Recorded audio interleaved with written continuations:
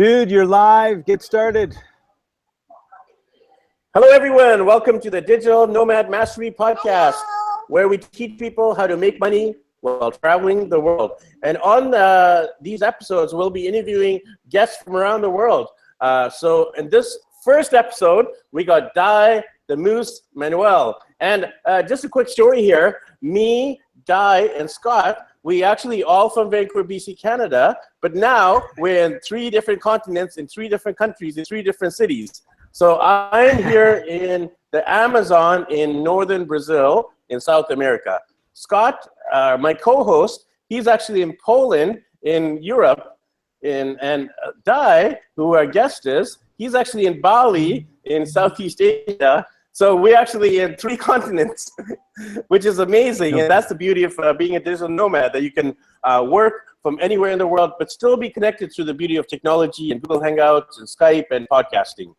So on this episode, we'll be interviewing Dai about his lifestyle as a dad, as a family man, as a health guru, and as a coach. He's known as Coach Moose. And just a quick story, me and Dai, we've known each other for 5 years. We actually started a group for dads in Vancouver, BC, Canada, just to inspire, and motivate, and encourage, and support fathers. And that's a big passion for all 3 of us, fatherhood. And now Dai and me, we're both passionate about our families, but in different parts of the world. But we still keep in touch through the beauty of social media, Facebook, Twitter, Instagram, Google+, etc. So Dai, he's currently doing a lot of life coaching and just inspiring people to live fit and active and healthy lives. So if that's an area that you're struggling with, definitely Dai is the guy to talk to. So let's get the ball rolling. Scott, you're going to do a quick intro, and then we'll interview Dai the Moose Manuel. Awesome. Oh, I'm excited to be here, everybody, and welcome, Dai.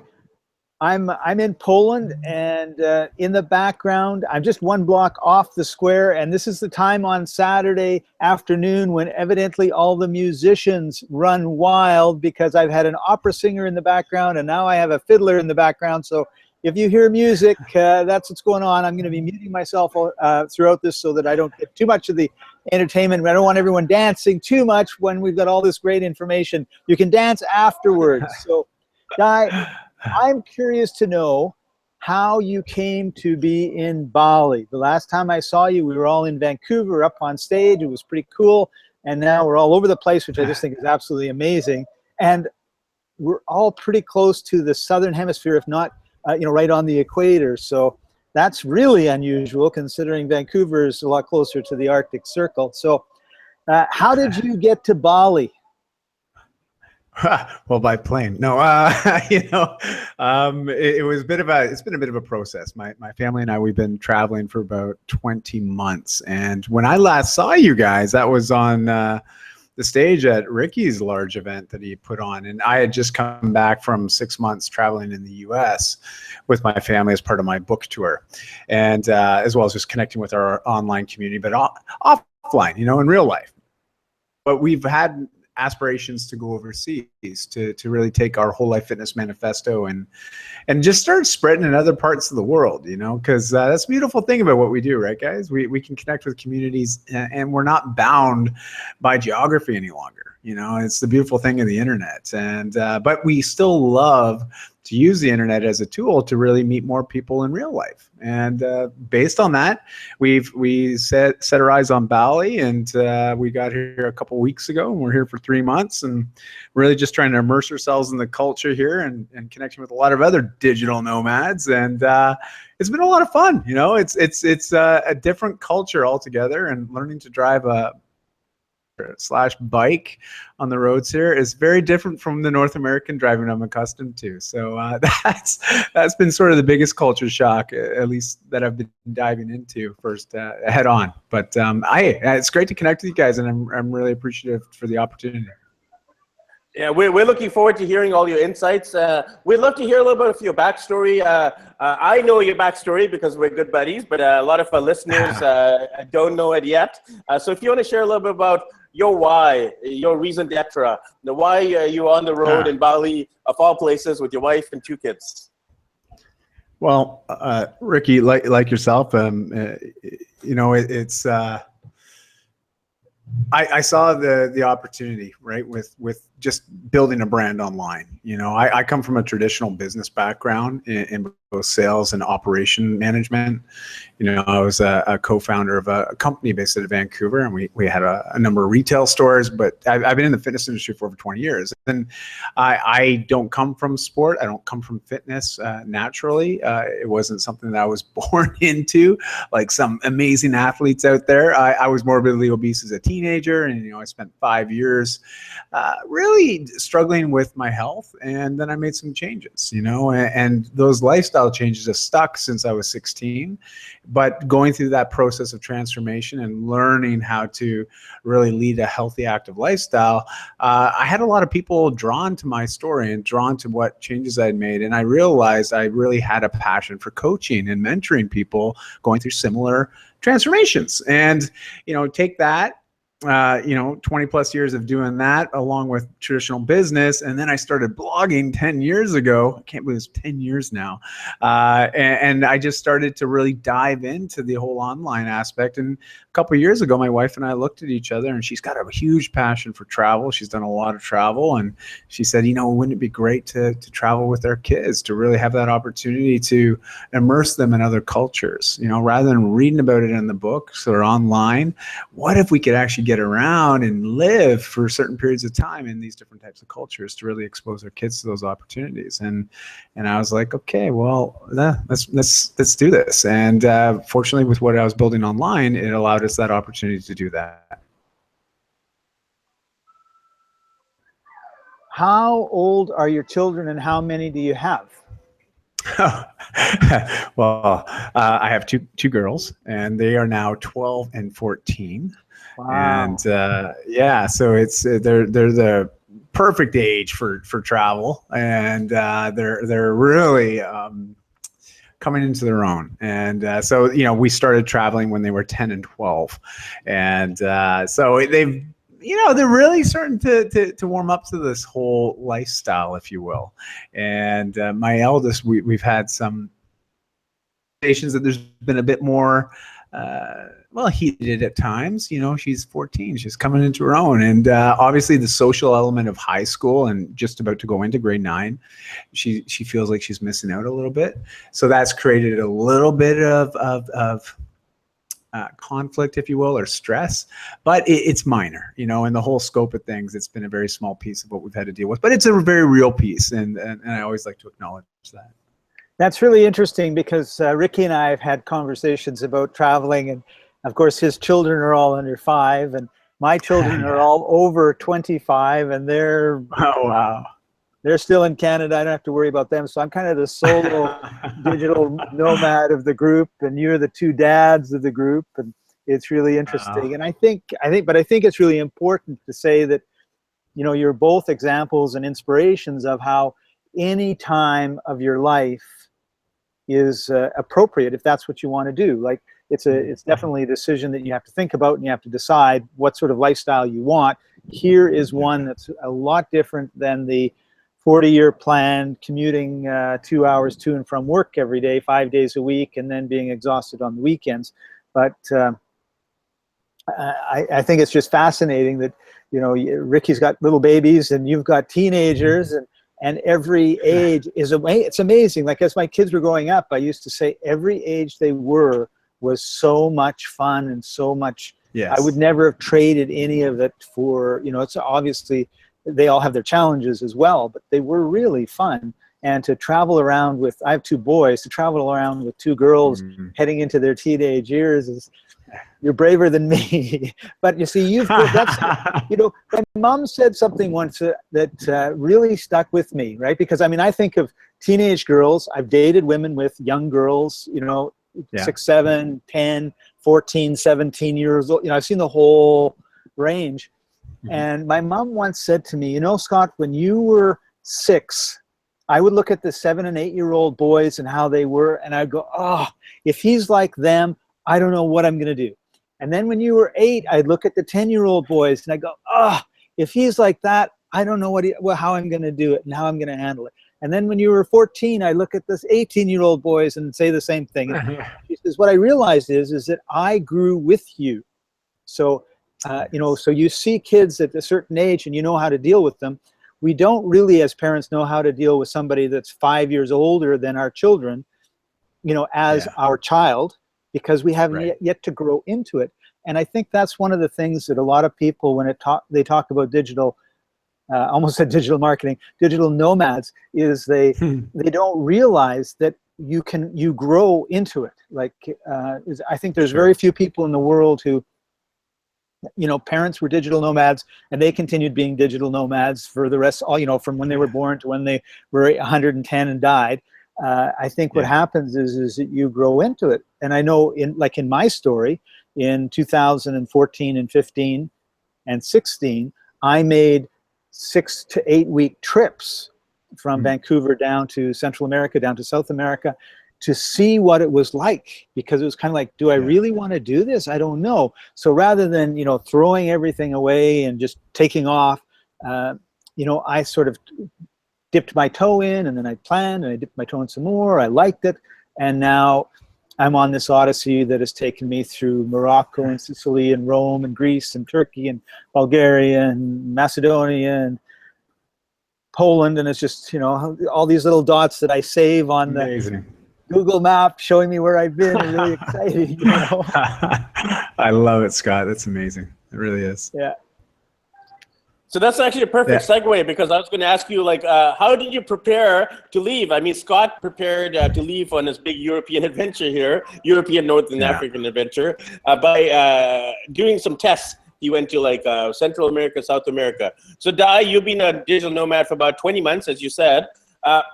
In between, leaving your corporate job and becoming an internet marketer, online marketer, life coach, tell us a little bit about the journey and some of the practical steps and maybe some of the hiccups, some of the challenges, because it's one thing to see us now on the road, but there were a lot of challenges for me and my wife and kids to actually leave Vancouver. And I know there's a lot of challenges with you as well, Dai, and with Scott. So if you don't mind sharing that with our listeners, Dai.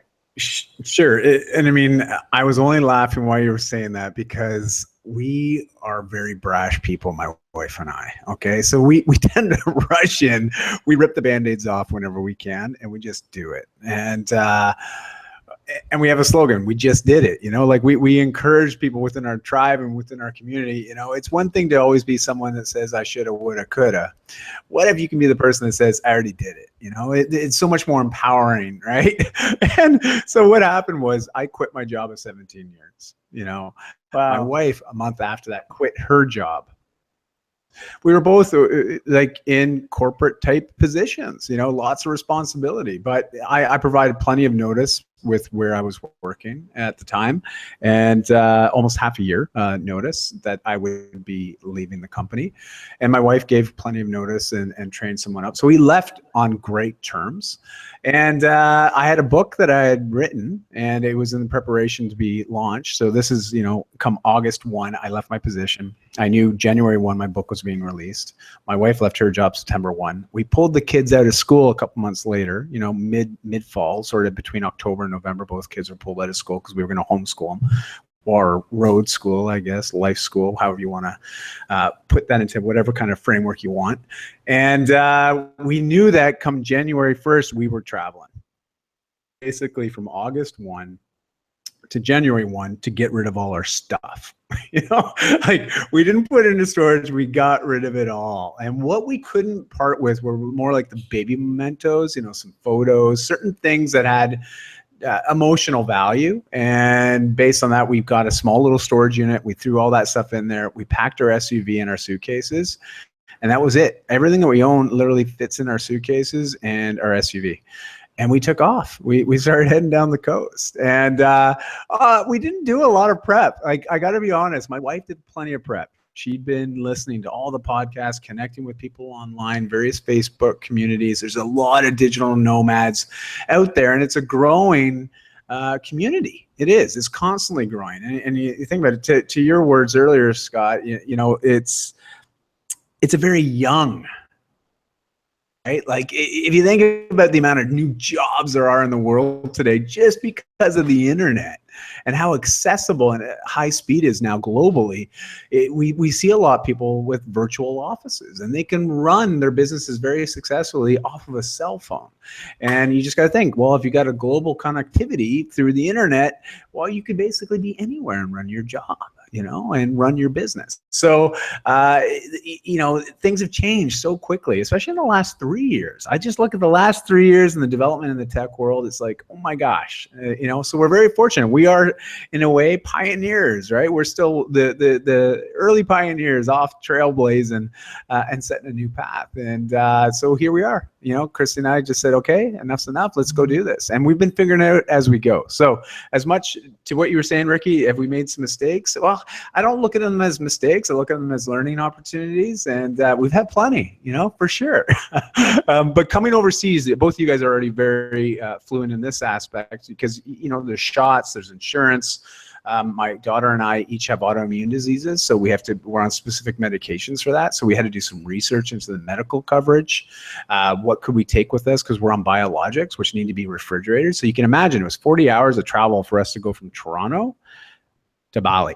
And figuring out how to transport our medication. So there's been some stuff, right?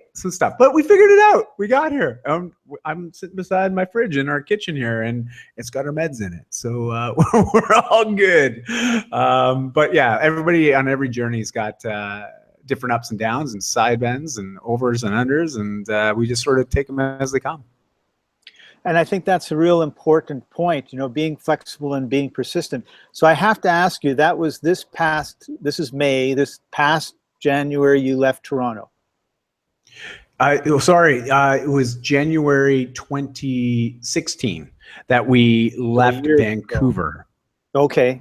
Yeah, so it's over a year ago. So almost 20 months ago, we set out. January 2016 is when my book released, and we had a kickoff event in Vancouver, and we had already, given up our place, given away all our stuff.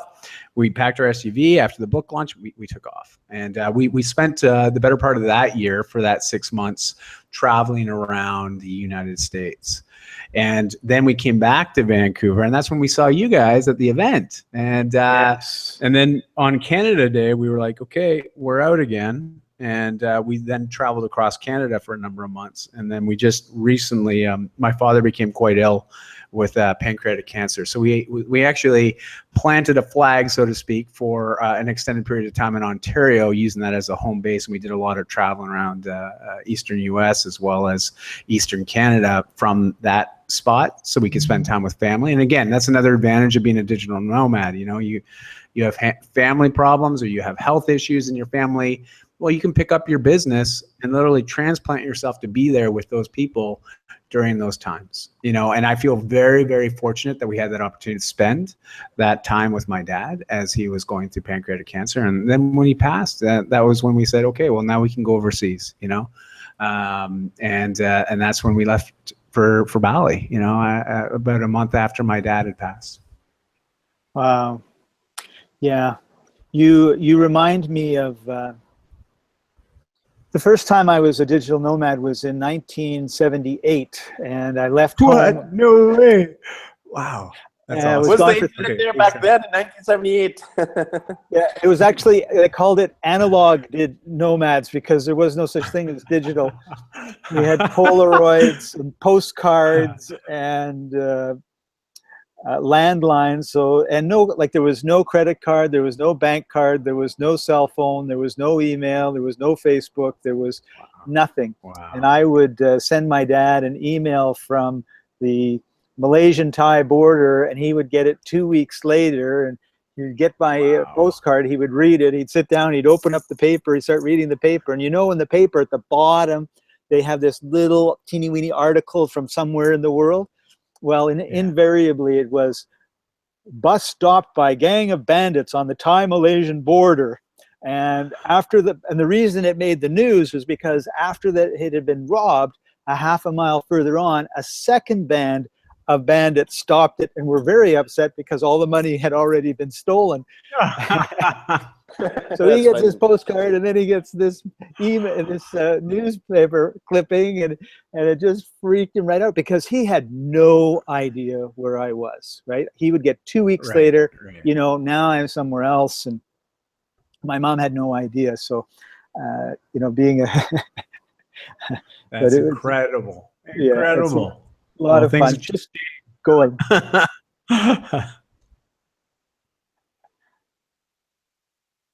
All right. So, what are some of your favorite digital nomad tools or gears that you know, and stuff that you've got? Like, I'm out, and I want to ask the second question too. So it's you, your wife, 2 daughters. How many pieces of luggage do you travel with?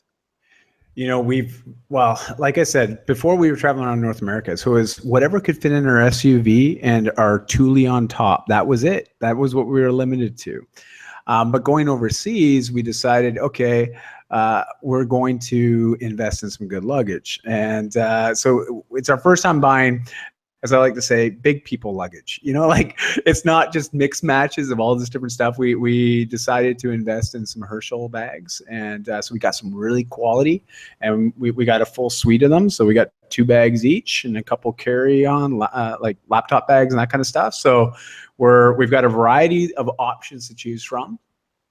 2 bags, and I have 2 bags, a laptop bag, and a backpack, and 2 bags, a laptop bag, and a backpack, and then my wife's got a backpack, her laptop bag, and 2 bags, and then my kids are backpacks and 2 suitcases each. So it sounds like a lot, but it's very manageable with 4 people. You know, it's not like my kids are of the age now. Unlike Ricky, like Ricky's kids, I know that being the size that they are, if they each have their own suitcase, it means Ricky's carrying not only his kids, he's also carrying his kids' suitcases And his own suitcases. So, That's right. Yeah, plus so his own, your that's children can help out, which is a Yes. wonderful benefit, right? That's exactly But what I'm luckily, getting our at. kids are small, so because the kids are so tiny, their weight of their clothes is very small as well. So we don't have to carry a lot of there you extras go. because they're so young. So You've Ricky, been going to warm places, Ricky. There's not so much clothing required. I overpacked for Bali. That's all I can say. So I think that's what happens in the first couple trips, because my first trip down Yeah. to South America, I overpacked, and then I started to, which was another reason why I did the 6-week jaunts, is I wanted to know how much clothes do I need, right? right. And Yeah. I Totally. basically have my laptop bag and a suitcase that fits above my seat in the airplane. If I always pack it, you know, put it away because I don't want to Yeah. have it around, but it would fit there if it had to. So that's all I've got. That's So awesome. Ricky, your turn. How many? You've got what? 14 bags of luggage that you travel with?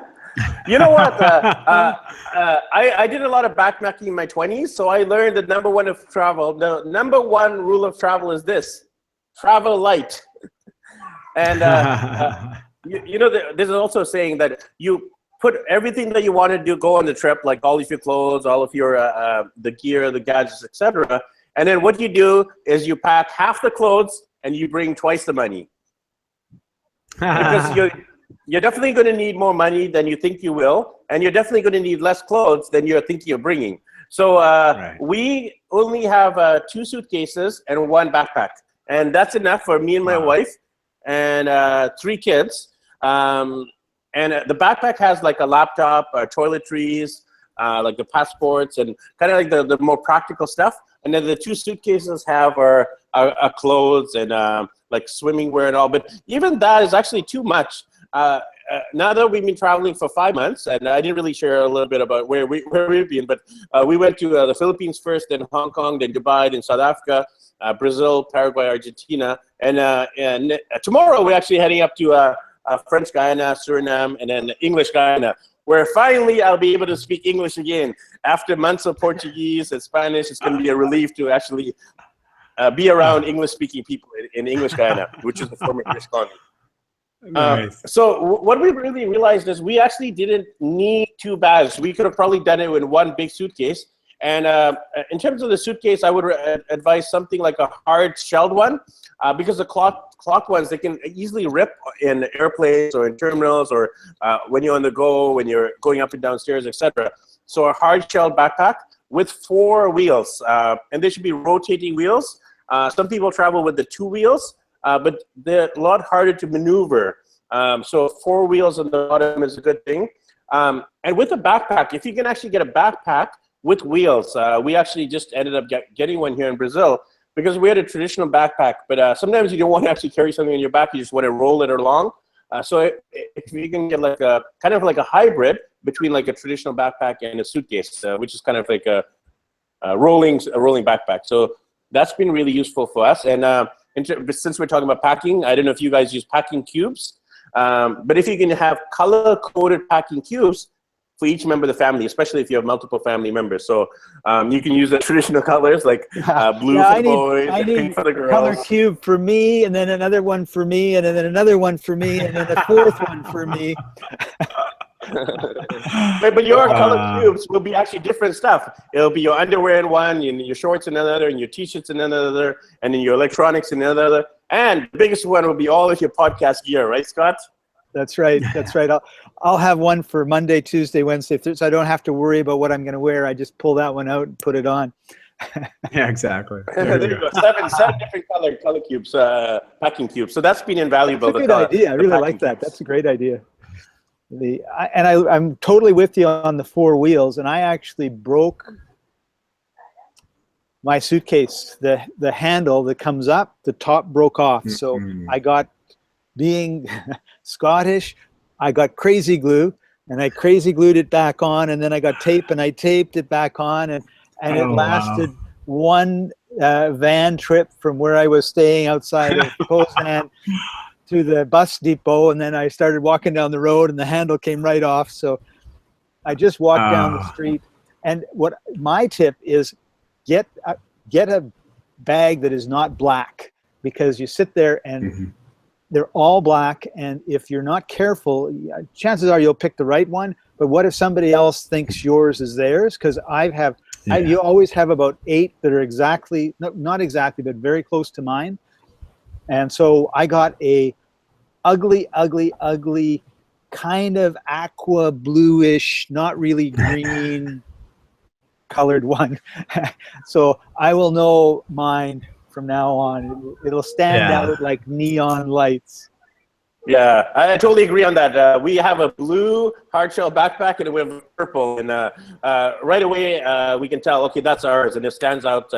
And also, like, the blue and the purple is good too, because it's mostly like my clothes and stuff in blue, and my wife's clothes and stuff's in the purple. So so it's good to have different colors. I think color coding stuff really helps, and differentiating yourself helps. This is from the guy that spends all day with the crayons with his children, right? It's color coding. If you see my daddyblogger.com logo, it's a color crayon colors, Crayola colors. Cool. I love it. So do you notice that you feel lonely or you miss home? And as part of this discussion now, where we want to go, I want to talk a little bit of the emotional ups and downs, because obviously with your father, that was very emotional. And so how do you kind of deal with or do you feel lonely at all when you're traveling? Well, I don't. Probably. I mean, we haven't felt that way yet. But also, I've been.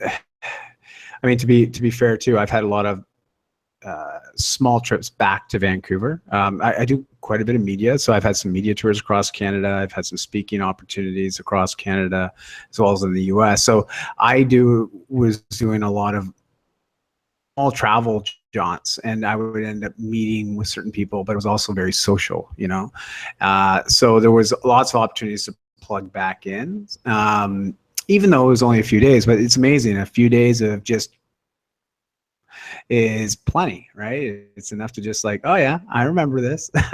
it hasn't changed. It's all good.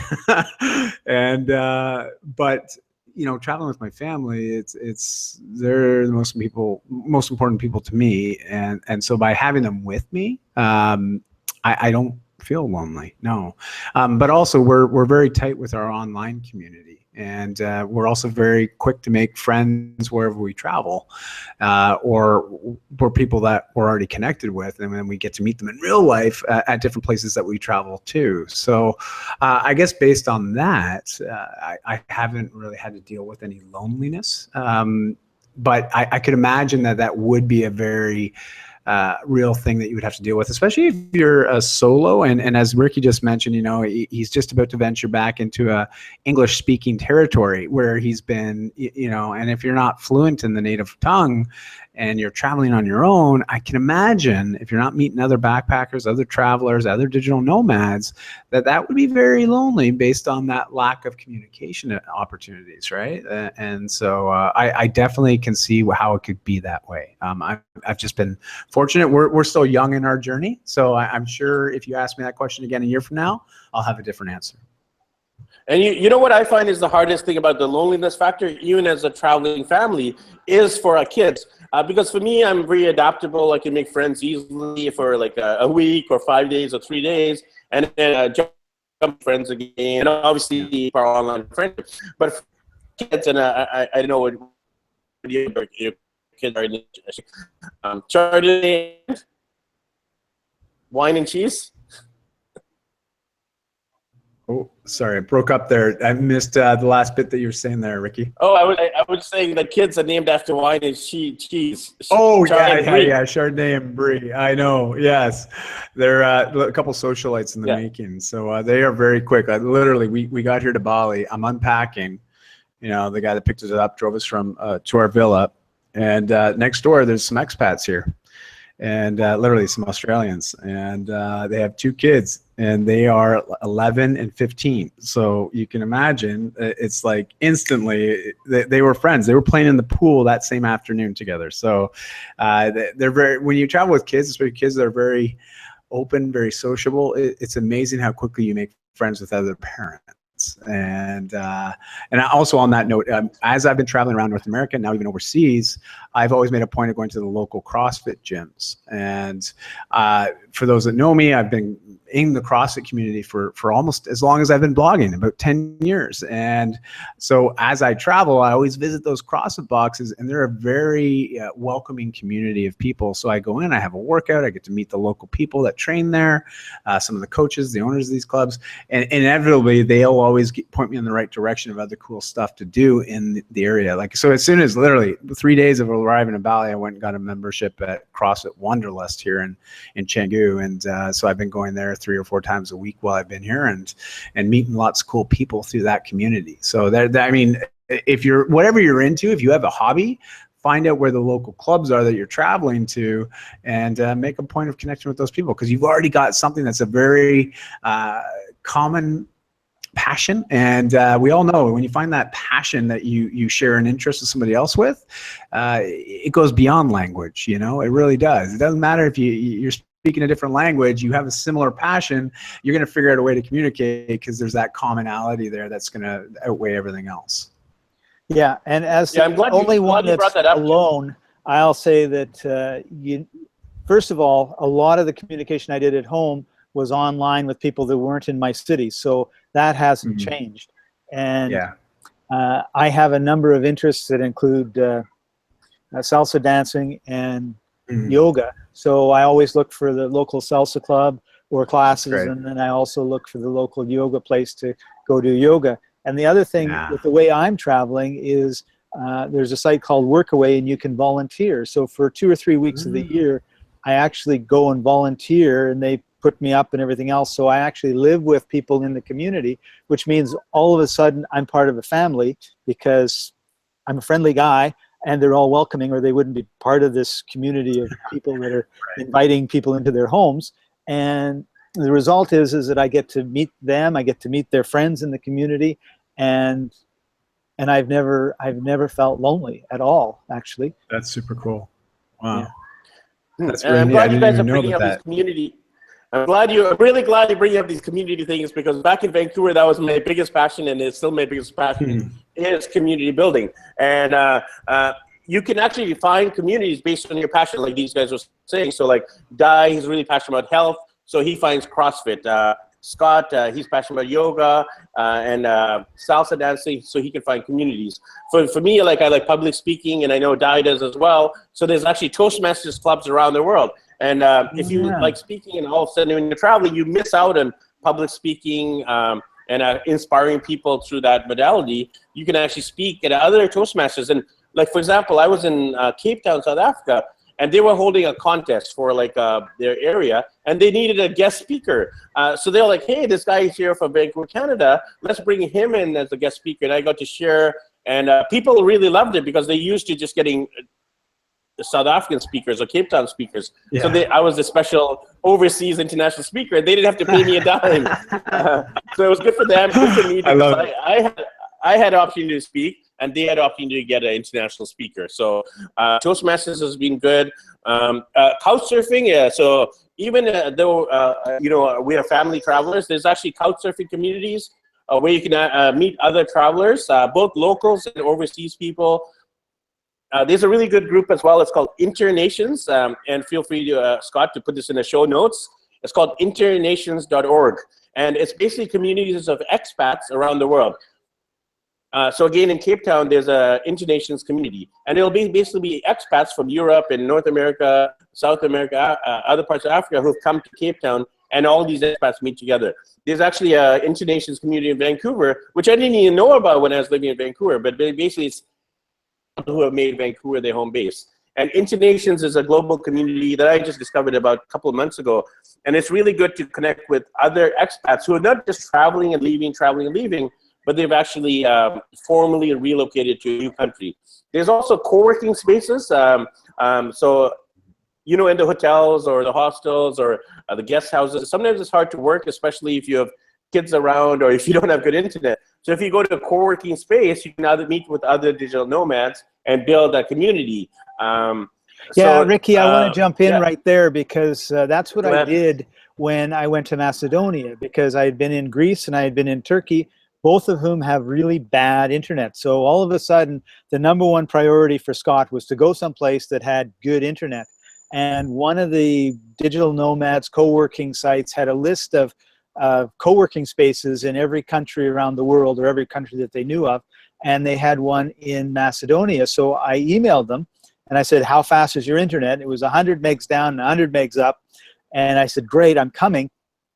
And so I ended up spending a week in Sofi in Macedonia, and because I'm communicating with them as I'm coming, trying to figure out how to get there and everything else, I told them a little bit about, well, they asked, I told them a little bit about myself. They got excited, and they had an event one evening, and they just said, Scott, we'd really like to have you talk about the video, courses that you do and the podcasting, and what young people in Macedonia can do to have a better life than what we can, because the jobs that they get there are very poor paying, and there's not a lot of opportunity. So there's a lot of opportunity in the world, and how can we take advantage of that? So there, one night I stayed, and we had a nice, great group of people, and talked about that. And it wasn't like a formal talk. It was more answering their questions, because I didn't really know, there was no way to prepare. I didn't know who was coming or what they were interested in. But every one of them had a skill that they could use online.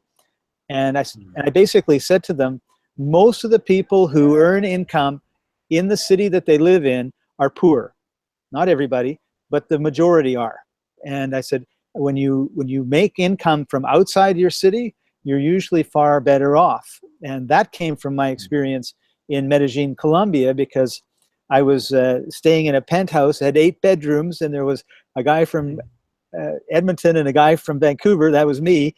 And we were talking, and we were thinking, the lifestyle we could have in Medellin based on the money that we were making in Edmonton or Vancouver was far better than the lifestyle we could have in Edmonton or Vancouver. And and I think for a lot of countries, that's really a true thing, right? Like if you can get $20 an hour out of some guy in New York to do his blogging or something, you're only going to get $3 an hour in India or Macedonia or some of these other places, right? So. So you're currently in Bali, Dai, and I'm sure there are a lot of cultural differences between Indonesia and Canada, and I'm sure there are a lot of cultural differences between Poland and Brazil and back in Canada, because that's the one thing that us three have in common, besides being fathers and entrepreneurs, is we're all from Canada. And now we're no longer in Canada, we're in South America, Asia, and Europe.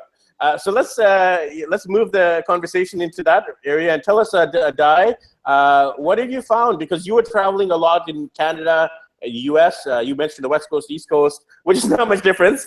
There's not much difference between Vancouver and Toronto, or between LA and New York. People in California and New York might say differently, but not as many differences as there are between Canada and Indonesia. So what have you found in the last few weeks of being in Indonesia?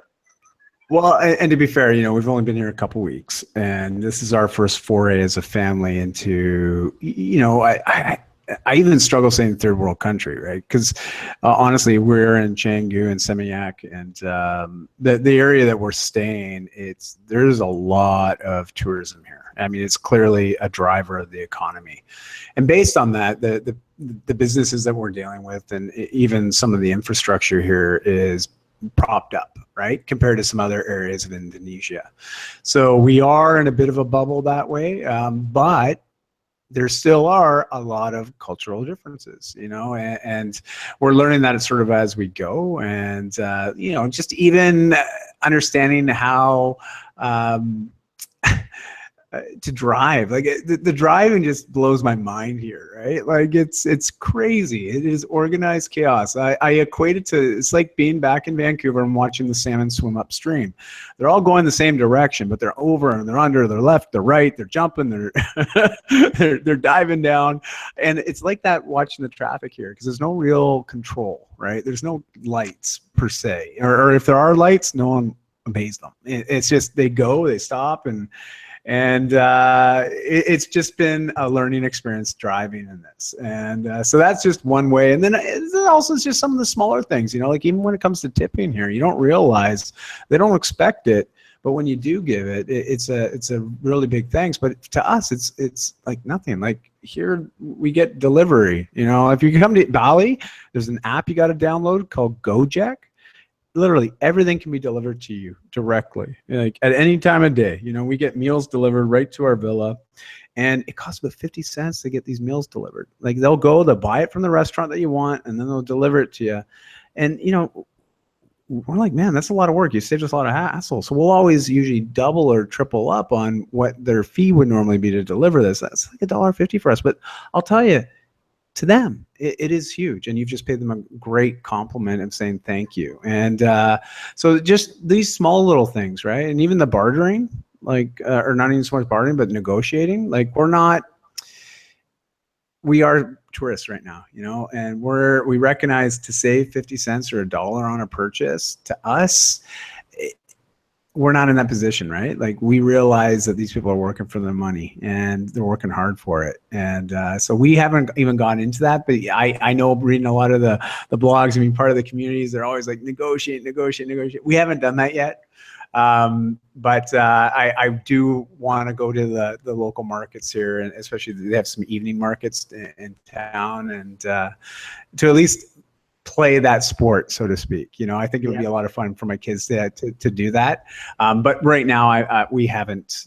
Again, we're 2 weeks in, guys. Like you guys have way more experience and can speak to this much more eloquently than I can, just based on experience. Let me jump in, Di, because you made some really good points. And one of the things that a lot of travelers say is, make sure that you get the bottom price that you can, everything else, because you make it worse for the travelers that follow you. And I don't actually adhere to that at all. I think what you're doing is actually really the best way to go. Certainly it's the abundant way to go. And I came to Poznan in Poland, where I am now, and when I get off the train, or I get off the bus, or I get off the plane, what I tend to do is just get in a taxi and say, take me. And I just say, whatever the price is what the price is. And I know it's always been 20 to 50% cheaper than if I got off the Vancouver airport and I had to go home, right? And so part of me says, if a taxi driver in Bali rips you off by charging you $1 more than he charges everybody else, is he ripping you off, or the fact that you're paying 10% what you'd pay at home mean that you're ripping him off, right? Because you can just turn it around the other way. And if we want to get poverty out of the third world countries that we love, one of the ways that you do it is by paying a fair wage, not subsistence wage. Exactly. Yeah. And I had I had a funny thing happen when I got here, because I took the train from Berlin, got off, and then there was one taxi driver, and he was 300 pounds and, I don't know, 4 feet around if he was an ounce. He was huge. And so he spoke no English. And so I have my little iPad, and I always show, and if I'm in Japan, it'll be in Japanese writing, not English, Right. but I always show where I'm going, and they'll talk about it, they'll think about it, they'll talk to their friends, and then eventually they'll go, yeah, or okay, or that's what they know, and off we go. So he takes me to my place, and I have to meet a group of people in the old town. So basically, my place is here, the taxi driver and the train station's here, and where I'm going is over here. So I end up walking, because there are no taxis around, back to this taxi stand, and guess who's standing there? The same taxi driver, right? So when I paid him the first time, I didn't really have any local Polish money. I just arrived, and there was no exchange. So, and all I had in my wallet was a 10 euros, which is like, it was probably 2 euros for the trip, but I didn't care. Like, here's the money, help, thank you very much, and have a good life, And so until I got Polish money, got to the taxi stand, saw the guy, smiled, and I said, I'm back, I need to go, and I showed him on the map where I needed to go. Oh, yes, okay. We get in, and then he talks for like 2 minutes in Polish, and he's like telling me something, and I have no clue, because I just want to go eat with my friends. And then he says, okay. And I go, okay. I have no clue what he says, right? So off we go. And then we get to the restaurant. I pull out my wallet, and I have 100 złotych or something, whatever it is in Poland. I'm sorry, I can never say the name right. And I hand it, I hand it to him. No, yeah, it was 100. So he goes, oh, okay. And he takes it. He pulls out his wallet, and he pulls out a bunch of bills, and he hands it back to me. And I'm assuming that's my change. And he goes, no, look. And he opens it, he spreads them all out. He basically gave me change for 100. He wasn't taking my money, right? Because I paid so much the first time. He said, no, I think what he told me was, this trip is free, right? But I didn't know, right? Good man. So, but the point is that if you talk to anybody about taxi drivers, most people will tell you that they will rip you off. And and I think if I was Polish, there would be a totally different story. Just like if I'm Canadian and I arrive at YVR, it's a totally different story. But I think we forget that they're human, that they enjoy serving people, and they, when you make them feel good, they feel good, and they have a bad reputation based, just like any industry can have a bad apple. Certainly the taxi drivers have bad apples too. But I wanted to tell that story because usually we have this adversarial relationship with these people that are making life so easy for us, because they know, like, I'm watching this guy drive and I'm just thinking, oh man, like, I'm totally lost. Like, these cities are not square, right? And they're going in every which direction, and he's going safely, and I arrived. So what could be better than that? Absolutely. I'd rather get in a cab and pay a little bit extra, man, just to know I'm going to get to where I got to get to. There's nothing like getting on a bus and finding out you go the wrong way. Speaking of cabs, if you don't want to be ripped off, but we know that in the third world, unfortunately, you can be ripped off, even though there's honest and dishonest people. You can use a tool like Uber. I mean, we in Vancouver don't have Uber yet. It's got approved, so hopefully we'll get it by the end of the year. But in almost all the other countries we've been traveling to, we have Uber. And the beautiful thing about Uber is you have the app, and it will actually tell you exactly how much you pay, and you don't even have to deal with cash. It will just get charged either through your credit card or through your PayPal. So that's a little tip. And I want to share about culture differences for me. Definitely in Brazil, my biggest shock was the language. I knew a lot of Brazilians, like living in Vancouver, and all the Brazilians I knew in Vancouver, they spoke perfect English or English with a slight, Latino accent.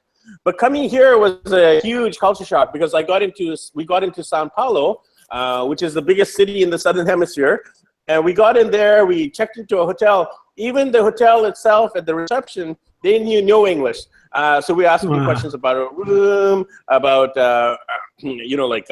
restaurants in their nearby area, sightseeing, etc. And they couldn't speak any English at all. Even basic stuff. So I was like, oh man, we're in trouble. And for the first week, it was a really tough journey because we'd go to restaurants and everything would be in Portuguese. There would be no pictures on the menu. We'd be trying to take public transport. We even went to a museum in Sao Paulo. It was called the Museum of African Culture. They talked about the slaves who came across the Atlantic from Africa to South America. And we were looking forward to learning about the slave trade. Unfortunately, everything in the museum was Portuguese. So we were looking at all these pictures and artifacts, and we had no idea what any of this stuff was about. And even in the museum, you would think like it would be tourist-friendly, foreign-friendly, but even in the museum itself is all in Portuguese. So it's been definitely a tough journey in South America for us. We obviously don't know Portuguese. We've learned maybe 20 to 30 words. But still, it's been tough. We communicate through body language, through hand gestures. We occasionally do find English-speaking people, but even the young people, like the people in high school, university, even they can't speak English. So it's really the people who are more globally minded, maybe the people who have lived overseas for a year, who are a little bit more educated or who travel more.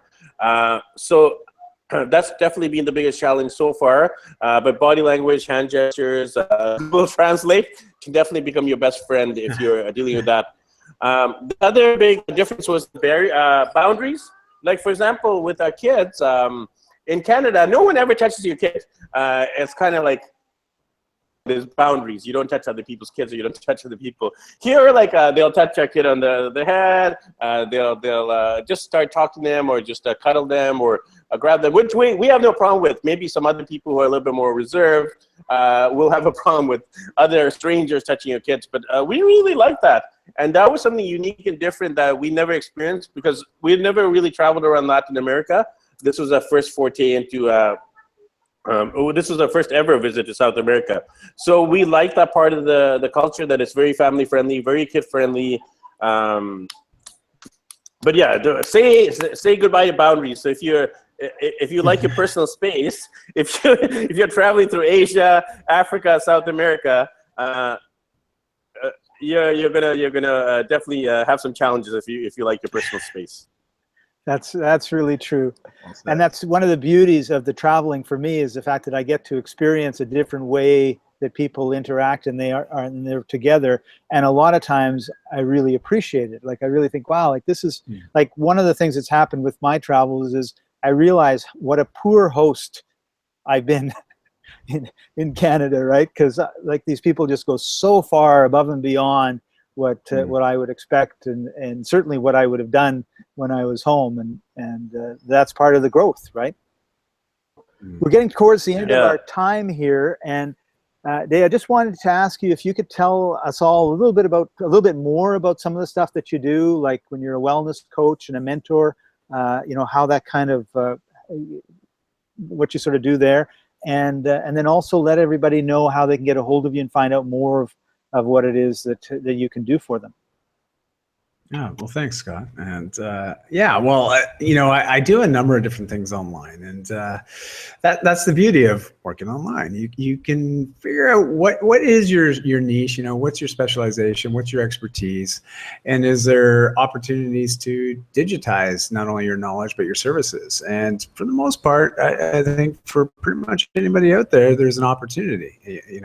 Some might need to be a bit more creative than others, but there's definitely opportunities, especially if you have some skill sets.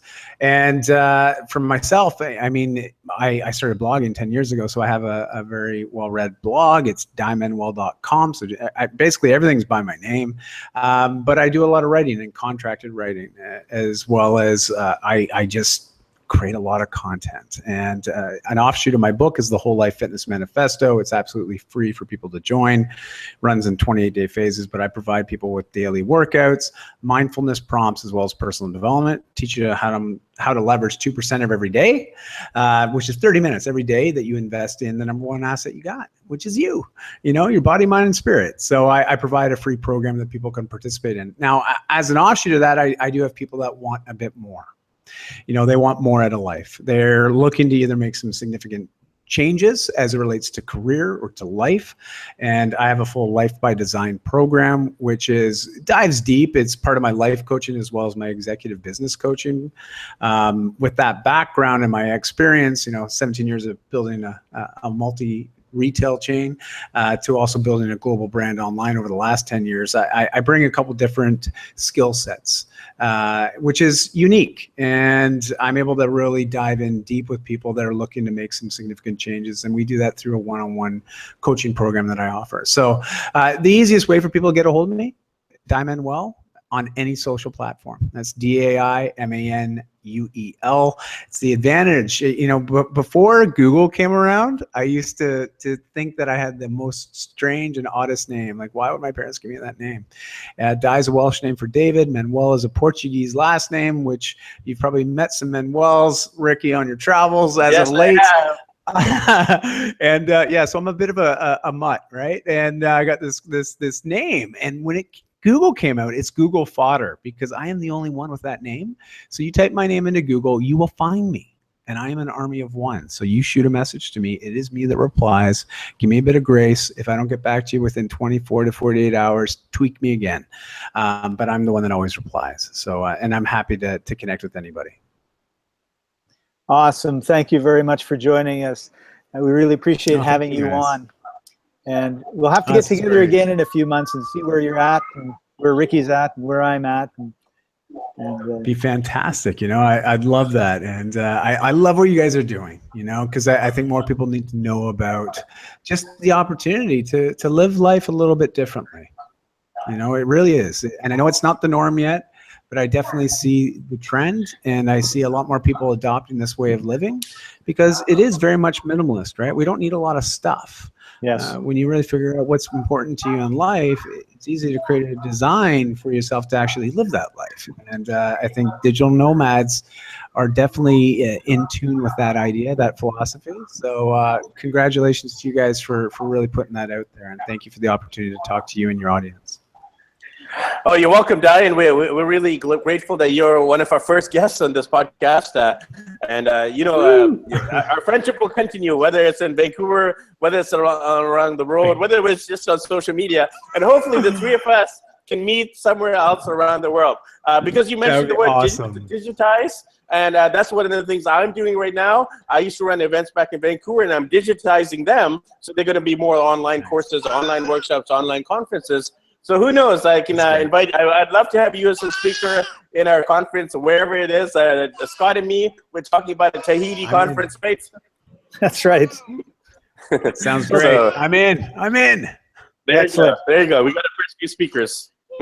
So thank you for joining us, everybody. This is the Digital Nomads Mastery Podcast. I'm Scott Patton, the Dean of Blogonomics and Podology, and he is Ricky Shetty from daddyblogger.com, and this is Daimanuel from Daimanuel.com. So make sure you connect with all of us online. We're all social media savvy, so we'd love to connect with you. We're all about helping, giving back, and we'll see you in the next episode. Thanks for tuning in to Digital Nomad Mastery.